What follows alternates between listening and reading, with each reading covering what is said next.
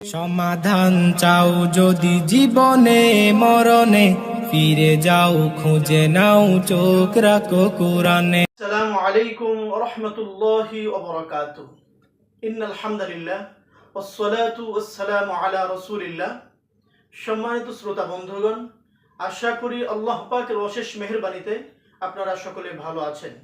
দূরে কিংবা কাছে, দেশে কিংবা প্রবাসে, যে যেখান থেকে এই মুহূর্তে আমার সাথে অংশগ্রহণ করেছেন, সকলকে জানাচ্ছি আন্তরিক মোবারকবাদ। প্রিয় ভিউয়ার্স, আজকেও আমি আপনাদের সামনে একটি গুরুত্বপূর্ণ বিষয় নিয়ে উপস্থিত হয়েছি। আশা করি আমার এই আলোচনা যদি আপনারা অত্যন্ত মনোযোগ সহকারে শোনেন, আপনারা অনেক উপকৃত হবেন ইনশাআল্লাহ। আমার আজকের আলোচনার বিষয়বস্তু হচ্ছে জাদুতে আক্রান্ত রোগীর পেটের সমস্যা। পেটের জাদু খুব পীড়াদায়ক এবং যন্ত্রণাদায়ক। এই জাদুতে আক্রান্ত হলে শরীরের অনেক প্রকার সমস্যা সৃষ্টি হয়, আর জিন যে কোনো মুহূর্তে আপনার শরীরে প্রবেশ করতে পারে। আর পেটের জাদু নষ্ট না হলে সমস্যাগুলি লেগেই থাকে, আর জিন রোগীকে যন্ত্রণা দিতেই থাকে। তো আজকে এই পর্যায়ে আমি আপনাদের সামনে আলোচনা করার জন্য চেষ্টা করব জাদুতে আক্রান্ত রোগীর পেটে কি ধরনের সমস্যা দেখা দিতে পারে, বা কি ধরনের লক্ষণ দেখা দিলে আপনি বুঝবেন যে এই লোকটির পেটে জাদু থাকার সম্ভাবনা রয়েছে। আপনি যদি বুঝতে পারেন যে আপনার পেটে হয়তো বা জাদু রয়েছে, তখন যদি আপনি বুঝে শুনে সঠিক চিকিৎসা গ্রহণ করতে পারেন, আশা করা যায় আপনার এই সমস্যা দূর হয়ে যাবে। তো আজকে আমি আপনাদের সামনে আলোচনা করব একজন ব্যক্তির পেটে যদি জাদু থাকে, জাদু থাকলে কি ধরনের লক্ষণ দেখা দিতে পারে। যদি কারো পেটে জাদু থাকে তাহলে পেটে অতিরিক্ত গ্যাস হবে, পেট থেকে মুখ দিয়ে দুর্গন্ধ বাহির হবে, পেট ভরে খেতে ইচ্ছে করবে না, ঘুমানোর প্রবণতা, অতিরিক্ত পরিমাণে তিনি ঘুমাবেন, ঘুমের মাত্রা তার বেড়ে যাবে, ঘরে ঢোকার সময় দম বন্ধ হয়ে যাওয়া। অনেক রোগী আমাদেরকে বলেন, আমি যখন ঘরের বাইরে থাকি স্বস্তিতে থাকি এবং দম বন্ধ হয়ে আসে না, যখনই আমি বাসায় আসি তখন দেখা যায় ঘরের ভিতরে ঢোকার সাথে সাথে মনে হয় আমার দম বন্ধ হয়ে আসছে। স্বপ্নে দেখা যে উঁচু জায়গা থেকে পড়ে যাচ্ছেন।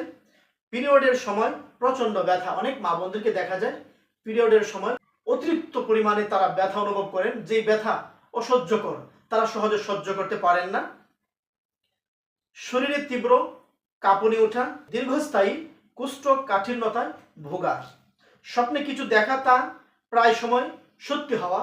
অনেক পেশেন্ট আমাদেরকে বলেন যে আমি স্বপ্নে যা দেখি প্রায় সময় দেখা যায় আমার এই স্বপ্নের বাস্তবতা আমার জীবনের সাথে মিল হয়ে যায়। স্বপ্নে প্রতিনিয়ত আগুন দেখা, শ্বাসকষ্ট অনুভব করা, প্রায় সময় নিজের মুখ কালো হয়ে যাওয়া কোনো কারণ ছাড়াই। অনেক সময় দেখা যায় রোগীর মুখ কালো হয়ে গিয়েছে, চেহারায় কালচা ছাপ পড়ে গিয়েছে, কিন্তু কোনো কারণ নাই। বিশেষ করে রুকিয়ার আয়াত পাঠ করার সময় পিঠের নিচের অংশে ব্যথা অনুভব করা, হাত বা পায়ের ফুলা এবং নীল দাগের উপস্থিতি এবং তাদের মধ্যে ব্যথার উপস্থিতি। হঠাৎ যদি আপনার হাত পা ফুলে যায় এবং আপনার শরীরের যে কোনো অংশে নীল দাগ লক্ষ্য করা যায় এবং সেই সমস্ত দাগের জায়গাগুলোতে যদি আপনি ব্যথা অনুভব করেন, তাহলে আপনি ধরে নিতে পারেন যে আপনার পেটে জাদু রয়েছে। শরীরে অলসতা এবং ভারিতা, বিশেষ করে কাঁধে, আপনার শরীরে যদি অলসতা অনুভব হয়, শরীর যদি ভারী ভারী লাগে এবং আপনার কাঁধে যদি প্রায় সময় ব্যথা থাকে, তখন আপনি ধরে নিতে পারেন যে আপনার পেটে জাদু থাকার সম্ভাবনা রয়েছে। চোখের সামনে চুল বা জটিল দড়ি দেখতে পাওয়া, এমনকি যদি তার চোখ বন্ধ থাকে, তিনি চোখ বন্ধ করে আছেন তারপরেও দেখা যায় চুল অথবা দড়ি এ জাতীয় জিনিস তার চোখের সামনে ভেসে ওঠে। দুর্বল দৃষ্টি, চোখে একটি রহস্যময় আভা দেখতে পাওয়া, চোখ যদি তিনি বন্ধ করেন তখনও দেখা যায় তার চোখের সামনে একটি রহস্যময় আভা তিনি লক্ষ্য করতে পারেন। পেটে গর্জন অনুভব করা, পেটে ডাকাডাকি করা, রুকিয়া করার সময় বমি বমি ভাব বেড়ে যাওয়া, রুকিয়া করার সময় পেটে একটি বল বিস্ফোরিত হওয়ার মতো অনুভূতি এবং বলের মতো নড়াচড়া করছে এমন কিছু রোগীর অনুভব করা। একজন নারীর পিরিয়ড চক্রের পরিবর্তন মাসে 2 বার হওয়া বা 2-3 মাসে 1 বার হওয়া, স্ত্রীর প্রতি স্বামীর আকাঙ্ক্ষার অভাব এবং সব কিছুতেই উল্টো লক্ষ্য করা, চুল পড়া, অলসতা এবং প্রচুর ঘুমের প্রবণতা, শরীরে অস্বাভাবিক স্পন্দন সৃষ্টি হওয়া, ক্রমাগত দুঃস্বপ্ন এবং খারাপ স্বপ্ন দেখা, কারণ ছাড়াই অনেক হাসা এবং কারণ ছাড়াই অনেক কান্নাকাটি করা, স্বপ্নে কাম উত্তেজক দৃশ্য দেখা, প্রাণী দেখা, বিশেষ করে সাপ দেখা।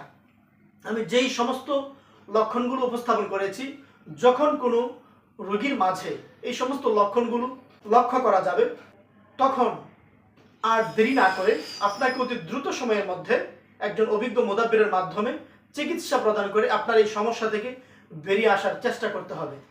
যদি আপনি আপনার এই সমস্যাকে নিজের মাঝে এভাবে চেপে রাখেন, একটা সময় দেখা যাবে এই সমস্যার মাত্রা এতটাই প্রবল আকার ধারণ করবে, তখন দেখা যাবে আপনি সহজে আর সহ্য করতে পারবেন না। তাই বুদ্ধিমানের কাজ হবে, যখনই এই সমস্ত সমস্যাগুলো আপনি ফিল করবেন, প্রাথমিকভাবে আমার পরামর্শ থাকবে আপনি একজন অভিজ্ঞ ডাক্তার দেখাবেন।